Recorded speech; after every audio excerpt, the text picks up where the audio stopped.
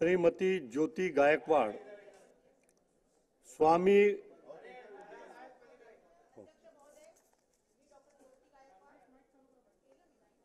आपलं नाव सुरुवातीला आपण सांगितलं। माननीय अध्यक्ष महोदय, मी डॉक्टर ज्योती गायकवाड महामहिम राज्यपालांच्या अभिभाषणावरील चर्चेत सहभागी होऊन माझे मत मांडण्याची संधी दिल्याबद्दल सर्वप्रथम आपले आणि या सभागृहाचे मनपूर्वक आभार मानते।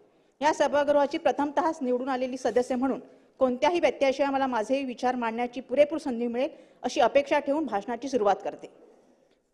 इथे जर बघितलं तर सत्ताधारी पक्षामध्ये 20 बहिणी आहेत आणि विरोधी पक्षामध्ये मी फक्त एकच बहीण आहे आणि त्यामुळे लाडकी बहीण मला समजावी आणि माझ्यावर प्रेम करावं आणि सन्मान मिळावा आणि माझे काही शब्द आहेत ते ऐकून घ्यावे ही विनंती करते।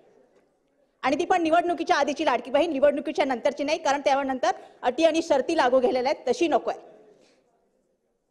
मला इथे खेदाने सांगावे लागत आहे की महामहिम राज्यपालांच्या अभिभाषणाकडे सत्ताधाऱ्यांनी केवळ स्वतःची पाठ थोपटून घेण्याची एक संधी म्हणून पाहिले। अध्यक्ष महोदय, आपल्या भाषणाच्या सुरुवातीला महामहिम राज्यपालांनी म्हटलं की या राज्यातील जनतेची सेवा करताना अनेक महान नेते व समाजसुधारक यांच्या आदर्शाचे सदैव पालन करून सरकार शासन करेल, पण हे 100% खोटे आहे। महाराष्ट्रातील जनतेची आणि महामहिम राज्यपालांची साफ दिशाभूल झाली आहे। हे सरकार जनतेचे नाही तर फक्त एका व्यक्तीचे म्हणजे अदानीचे काम करत आहे, हे मी पुराव्यासकट मांडणार आहे आणि हे करताना मला तुमचे संरक्षण मिळेल अशी आशा आहे। अध्यक्ष महोदय, महाराष्ट्रात आचारसंहिता लागू होण्याच्या काही दिवस आधी म्हणजे 4 ऑक्टोबर 2024 रोजी राज्याच्या गृहनिर्माण विभागाने एक तुगलकी GR काढला। त्याची एक प्रत मी आपल्यालाही पाठवत आहे। त्यावेळी हा विभाग भाजपाकडे होता आणि अतुल सावे साहेब या विभागाचे मंत्री होते। अध्यक्ष महोदय, हा GR वाचा। या GR मधून अदानी विरुद्ध एकजुटीने लढणाऱ्या म्हणजे धारावीकरांना अक्षरशः धमकावण्याचा प्रयत्न झाला, असं म्हणणं अजिबात चुकीचं ठरणार नाही।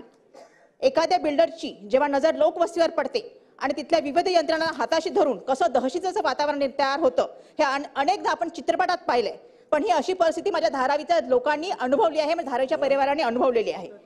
कधी निवृत्त पोलीस अधिकारी, कधी एन्काउंटर स्पेशालिस्ट यांच्या माध्यमातून लोकांना घाबरण्याचा प्रयत्न केला, तर कधी कुविख्यात गुंडांच्या नावाने दहशत निर्माण करण्याचा प्रयत्न चालू आहे।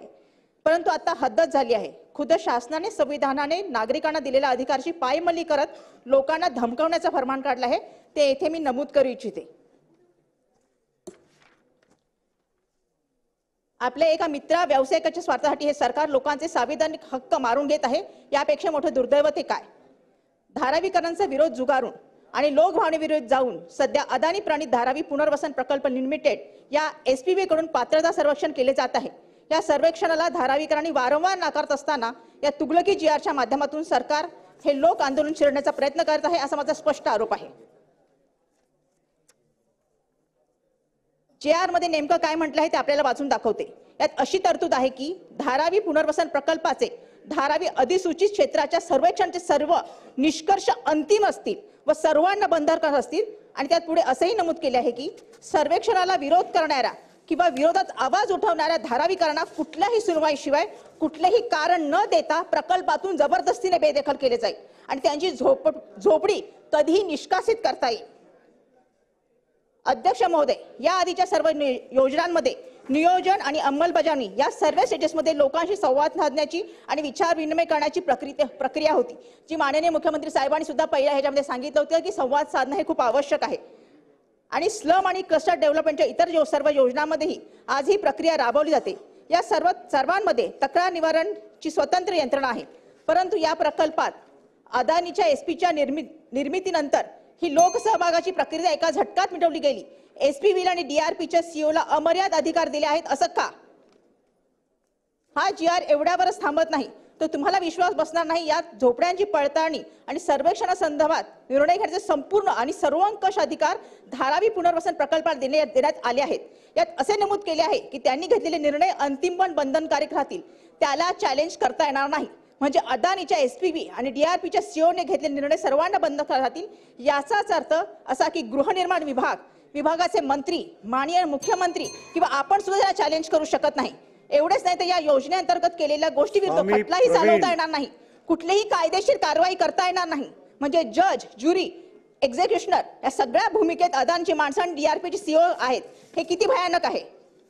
आता मी हे प्रश्न एक धारावीकर म्हणून धारावीचे आमदार म्हणून आपल्याला मार्फत मुख्यमंत्री महोदय व सरकारला विचारू इच्छिते, कोणतीही सुनावणी किंवा पब्लिक स्वामी हिअरिंग न देता प्रवीण. GR मार्फत सरकार कोणाला भाड्याची घर देणार, कोणाला नाही, कोण अपात्र होणार, काय नियम असणार एक हाती ठरवत आहे. या GR ची भाषा जरी पाहिली तर श्री सरकार बापू पठारे. अदानी जणू माझ्या धारावीकडनं मोठे उपकार करत आहे आणि त्यांनी जे हे बिनशर्त स्वीकारलं लागेल आहे हे अन्य नाही. जर आंदोलन जन आंदोलन असो की पवित्र सभागृहाचे व्यासपीठ असो किंवा लोकसभा आणि विधानसभा निवडणूक असो, धारावीकरांनी वारंवार स्पष्ट केले आहे की सरकार लादत असलेलं मॉडेल धारावीकरांना नको आहे. अदानीच्या स्वामी एसटीवर प्रवीण. मार्फत लोकभावनेविरुद्ध केले जाणारं सर्वेक्षण आम्हाला मान्य नाही, पण हे सरकार अदानीचे